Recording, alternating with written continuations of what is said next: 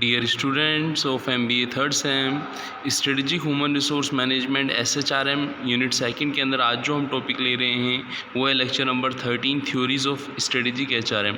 जब हम strategic HRM को हमने पढ़ा था तो हमने पढ़ा था कि हम कुछ थ्योरीज भी पढ़ेंगे। जैसा कि एक छोटा सा एग्जाम्पल मैं आपको दूंगा, soft theory of strategic HRM versus hard theory of strategic SHRM। अब इसे समझना, यहाँ पे स्ट्रेटजिक को मैं S डिनोट कर रहा हूँ और ह्यूमन रिसोर्स मैनेजमेंट को HRM, मैं शॉर्ट में SHRM बोलूँगा।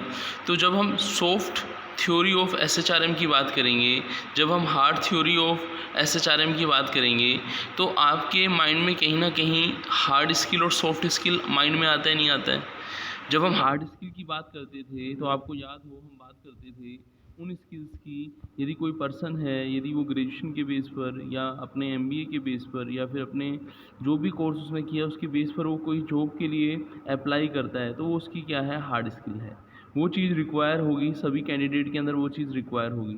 लेकिन जब सभी कैंडिडेट इंटरव्यूअर के सामने जाएंगे तो वहाँ पे इंटरव्यूअर उनकी हार्ड स्किल नहीं देखेगा, वो उनकी हार्ड स्किल के साथ साथ क्या देखेगा, not only hard skill but also soft skill भी वो देखेगा। अब आगे सिलेक्शन की हम बात करें, इंटरव्यूअर पर इम्पैक्ट की हम बात करें, इंटरव्यूअर को प्रभावित करने की हम बात करें, तो वहाँ पे जो पर्सन सॉफ्ट स्किल रखेगा वो एम्प्लॉय को ज़्यादा इन्फ्लुएंस करेगा। तो इन सब चीज़ों को हम इस तरीके से भी समझ सकते हैं कि जब हम स्ट्रेटेजिक ह्यूमन रिसोर्स की थ्योरीज़ की बात करते हैं तो कुछ थ्योरी सॉफ्ट थ्योरी होती हैं, कुछ थ्योरी हार्ड थ्योरी होती हैं। जो आपकी सॉफ्ट थ्योरी होती हैं पहले हम उन्हें समझेंगे, फिर हार्ड थ्योरी को हम समझेंगे। जब हम बात करते हैं किसी पर्सन की प्रोफेशनल लाइफ की, किसी पर्सन की पर्सनल लाइफ की, तो आप ये देखेंगे कि कुछ लोग ऐसे रहते हैं जो प्रोफेशनल लाइफ में तो बहुत अच्छे हैं लेकिन पर्सनल लाइफ में इतने अच्छे नहीं हैं। तो कहीं ना कहीं उनमें सॉफ्ट स्किल्स जो हैं, soft theories of strategic HRM हैं, वो चीज़ों की क्या है, कमी है।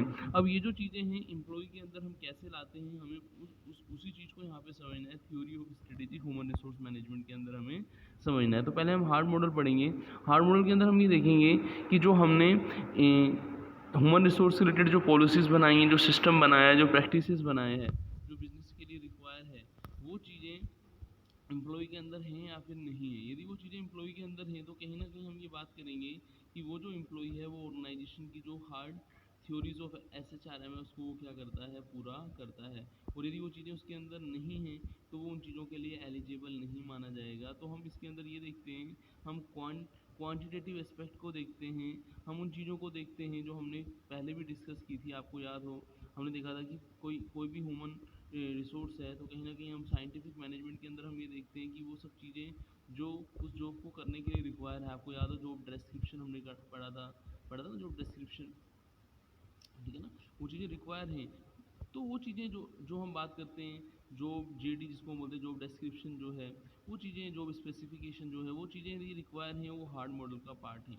फिर हम बात करेंगे किसकी, सॉफ्ट मॉडल की। सॉफ्ट मॉडल की जब बात की जाती है तो हर्ट्ज़बर्ग मैकग्रेगर जो थे, स्टोरी थे 1987 में, उन्होंने एक सॉफ्ट मॉडल बताया था। उन्होंने बोला था कि खाली स्ट्रेटजीज बनाने से, पॉलिसीज़ बनाने से, सिस्टम बनाने से आप ये अपने गोल को, बिजनेस गोल को अचीव नहीं कर सकते। आपको कहीं ना कहीं एम्प्लॉय के अंदर वो कमिटमेंट, वो स्किल्स, वो फ्लेक्सिबिलिटी को क्या करना पड़ेगा, लाना होगा। तो यही चीज़ें क्या कहलाती हैं, आपकी सॉफ्ट HRM प्रैक्टिसेस कहलाती हैं। अब आप मुझे बताइएगा कि किसी एम्प्लॉय की यदि हम बात करें, यदि वो काम पे बना रहना चाहता है तो उसको सॉफ्ट स्किल रिक्वायर है या फिर रिक्वायर नहीं है। तो आप कहेंगे यस सर, सॉफ्ट स्किल तो हमेशा रिक्वायर है। जैसे इन्फ्लुएंस की स्किल्स है, मोटिवेशन की स्किल्स है, लीडरशिप की स्किल्स है, स्ट्रेस मैनेजमेंट की स्किल्स है, फ्लेक्सिबिलिटी की स्किल्स है, सब चीज़ें सॉफ्ट स्किल के अंदर आती हैं। ये एम्प्लॉय के अंदर होनी ज़रूरी है। यदि एम्प्लॉय के अंदर सॉफ्ट स्किल नहीं है तो कहीं ना कहीं वो आगे के लिए प्रॉब्लम क्रिएट करेगा और वो प्रॉब्लम हमें लंबे टाइम तक रहेगी, तो कहीं ना कहीं बिजनेस को क्या होगा, लॉस होगा। तो हम इन चीज़ों को इस तरीके से समझते हैं कि जो HRM की प्रैक्टिसेस हैं, जैसे हम HRM के आउटकम देखेंगे तो हर ऑर्गेनाइजेशन ये चाहता है कि उसके ह्यूमन रिसोर्स के जो है वो आपकी सस्टेन कॉम्पिटिटिव एडवांटेज में टर्म्स पड़ी थी फर्स्ट यूनिट के अंदर, तो उसको अचीव करने में क्या करे, हेल्प करे। तो उसके लिए क्या करना होगा, उसको एम्प्लॉय के अंदर जो सॉफ्ट स्किल है, कमिटमेंट है, यदि हम टर्नओवर को इंक्रीज़ करने की बात करें, यदि हम प्रोडक्टिविटी को इंक्रीज़ करने की बात करें, हम सर्विसेज को इंक्रीज़ करने की बात करें, परफॉर्मेंस को इंक्रीज़ करने की बात करें, तो ये सब चीज़ें हमें ध्यान रखनी होगी। तो इसके लिए हमें किसको समझना होगा, हमें समझना होगा HR के आउटकम्स को समझना पड़ेगा। अब HR के टाइप ऑफ HR ह्यूमन जो हम ऑर्गेनाइजेशन के अंदर हम आउटकम की बात करते हैं तो उसमें ह्यूमन आउटकम जो ह्यूमन रिसोर्स आउटकम है वो सबसे इम्पोर्टेंट माना जाता है। जैसे इसके अंदर हम बात करते हैं, हम एम्प्लॉय से रिलेटेड जो जिस ऑर्गेनाइजेशन की हम बात कर रहे हैं उसके एम्प्लॉय से रिलेटेड स्किल्स एबिलिटी की बात करते हैं, एम्प्लॉय के एटीट्यूड की बात करते हैं, एम्प्लॉय के बिहेवियर की, टर्नओवर की हम बात करते हैं, तो वो एचआर आउटकम का पार्ट आता है। फिर आता है आपका ऑपरेशनल आउटकम। ऑपरेशनल आउटकम की यदि हम बात करें तो हम उन रिलेटेड गोल्स की बात करते हैं, ऑर्गेनाइजेशन के उन ऑपरेशंस की बात करते हैं, प्रोडक्टिविटी की बात करते हैं, प्रोडक्ट क्वालिटी की बात करते हैं, क्वालिटी ऑफ सर्विसेज और इनोवेशन की बात करते हैं, तो वो आपके ऑपरेशन आउटकम के अंदर आते हैं। और थर्ड एंड लास्ट जो आता है आपका क्या आता है, फाइनेंशियल आउटकम। जो फाइनेंशियल आउटकम की हम बात करें तो आपको याद हो हमने इकोनॉमिक गोल्स की बात की थी। ऑर्गेनाइजेशन के इकोनॉमिक गोल्स होते हैं, प्रॉफिटेबिलिटी है, एफिशिएंसी है, ग्रोथ है, सर्वाइवल है, स्टेबिलिटी है। तो हमने उन सब चीज़ों को यहाँ पे समझना है कि वो फाइनेंशियल आउटकम का पार्ट है। अब ये जो चीज़ हमने यहाँ पे देखी है, चाहे वो हमने एचआर आउटकम के अंदर ह्यूमन रिसोर्स देखा है, ऑपरेशनल देखा है, फाइनेंशियल देखा है, वो कहीं ना कहीं हमें ऑर्गेनाइजेशन के जो डिफरेंट डिफरेंट ऑब्जेक्टिव्स हैं उनको अचीव करने में क्या करेंगे, हेल्प करेंगे। और इससे ऑर्गेनाइजेशन की जो प्रैक्टिसेस हैं वो भी क्या होंगी, इंप्रूव होंगी। अब हम एचआरएम प्रैक्टिसेस के अंदर यदि डिटेल में देखें तो इनको हम फर्दर क्लासीफाइड करते हैं 3 कैटेगरी में। पहला आता है skill enhancing practices. Skill enhancing practices, यदि हमने किसी एम्प्लॉय को हायर करना है और एम्प्लॉय को यदि हम हायर कर रहे हैं तो हमें उसको काम करने के लिए उसको कहीं ना कहीं ट्रेनिंग देनी पड़ेगी, कहीं ना कहीं हमें इस तरीके से उसको एक्सटेंसिव ट्रेनिंग देनी पड़ेगी कि वो काम को समझ के अपनी स्किल्स का क्या मैक्सिमम यूटिलाइजेशन कर सके जो ऑर्गेनाइजेशन के गोल्स हैं उनको अचीव करने में। तो वो स्किल एनहेंसिंग प्रैक्टिसेस कहलाती हैं। तो स्किल एनहेंसिंग एचआर प्रैक्टिसेस वो रहती हैं जो एम्प्लॉय के रिक्रूटमेंट से रिलेटेड है, सिलेक्शन से रिलेटेड है, एम्प्लॉय की ट्रेनिंग से रिलेटेड है। फिर आता है आपका मोटिवेशन एनहेंसिंग प्रैक्टिसेस। आप मुझे एक बात बताइएगा कि यदि कोई एम्प्लॉय है तो उसको अपनी स्किल एनहेंस करनी है, उसको ऑर्गेनाइजेशन के ऑब्जेक्टिव्स को अचीव करना है, तो ये कब होगा, जब उसको इंटरनली मोटिवेशन मिलेगा, जब वो सेल्फ मोटिवेट होगा। तो कहीं ना कहीं जो मोटिवेशन एनहेंसिंग प्रैक्टिसेस हैं उसके अंदर एम्प्लॉय क्या करता है, ये जो सॉफ्ट की हम बात करते हैं, सॉफ्ट थ्योरी ऑफ एचआरएम की हम बात करते हैं, वो उनकी हेल्प से वो कहीं ना कहीं एम्प्लॉय मोटिवेट होता है कॉम्पिटिटिव रिवार्ड्स के लिए, इंसेंटिव्स के लिए, डिपार्टमेंट की परफॉर्मेंस को इंक्रीज़ करने के लिए, कहीं ना कहीं प्रमोशंस के लिए, कैरियर के डेवलपमेंट के लिए, जॉब सिक्योरिटी के लिए।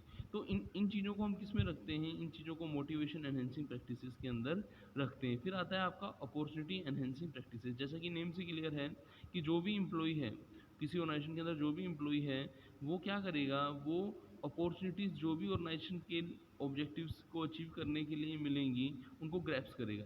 तो यदि employ previous skills enhancing practices के अंदर रिक्रूटमेंट, सिलेक्शन, ट्रेनिंग ली है उसने, मोटिवेशन एनहेंसिंग प्रैक्टिसेस के अंदर उसको reward, incentive, development, performance, promotion, career development, job security, ये सब चीज़ें उसको ऑप्शन में हैं, तो उन सब चीज़ों को ध्यान में रखते हुए वो क्या करेगा, वो जो अपॉर्चुनिटीज़ उसको मिलेंगी उनको अपनी स्किल एनहेंसिंग प्रैक्टिसेस, अपने मोटिवेशन एनहेंसिंग प्रैक्टिसेस से उन अपॉर्चुनिटी को ग्रैब्स करेगा।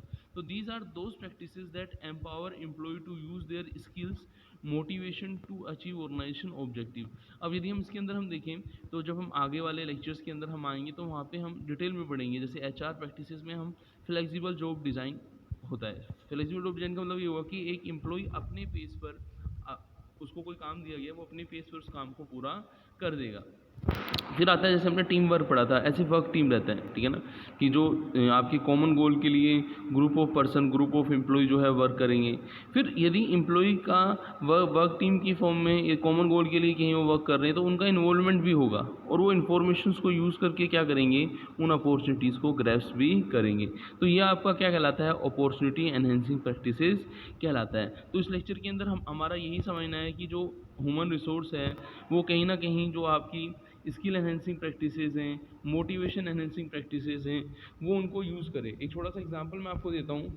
For example recruitment and selection practices, for example recruitment and selection practices are intended to ensure that employ have the skill and needed for the task performance, कि employ को उस task को perform करने के लिए उसके अंदर वो स्किल्स होनी ज़रूरी हैं। यदि उसके अंदर वो स्किल्स नहीं है, स्पेसिफिक स्किल्स नहीं है उस काम को करने के लिए, तो वो कहीं ना कहीं इम्पैक्ट करेगी ऑर्गेनाइजेशन की जो हमने आउटकम पढ़े थे उन पर क्या करेगी, इम्पैक्ट करेगी।